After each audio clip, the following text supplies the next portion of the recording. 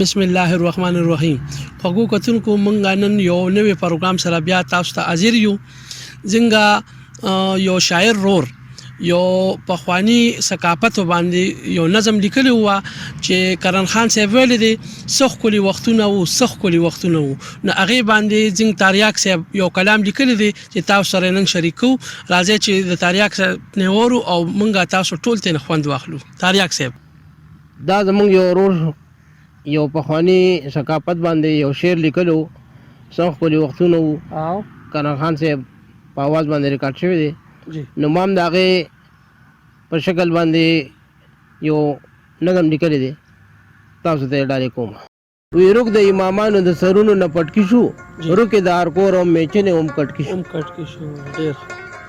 رک د امامانو د سرونو نه پټکي شو رکې شو میچنې د هرکور هم کټکي شو. نو ډیر به برکت و چې بچا کره میچن وا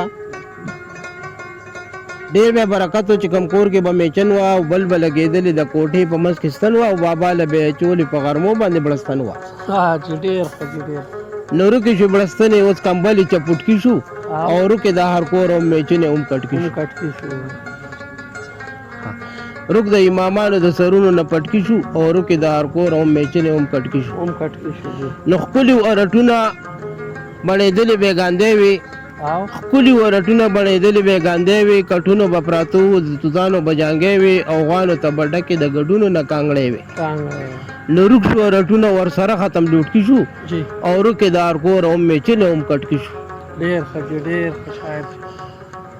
نو ښکلي خوراکونه یا شملې یا به غوړي وو یا به ترکاری وي چا پخ کړې به کړي وو او ډېر به صحتمنو که به ښځې او که سړي وو. نو اوس هر سړی وروره د خپونه را کونټي شو او رکې د هرکور هم میچنې هم کټکي شو. نو خلکو به نینې ځان له راتولې مازدیګر کې د جمې نو خلکو به نینې ځان له راتولې مازدیګر او د جمې مازدیګر به په شان لکه اختر او د دومره مسلو نه یو سړی نه و خبر.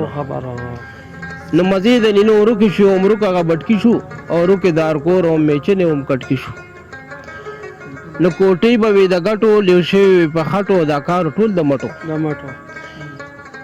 کوټې به وي د ګټو لیو شوي په خټو دا کار ټول د مټو.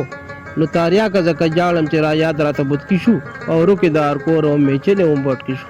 زبردست تاریاک صاحب.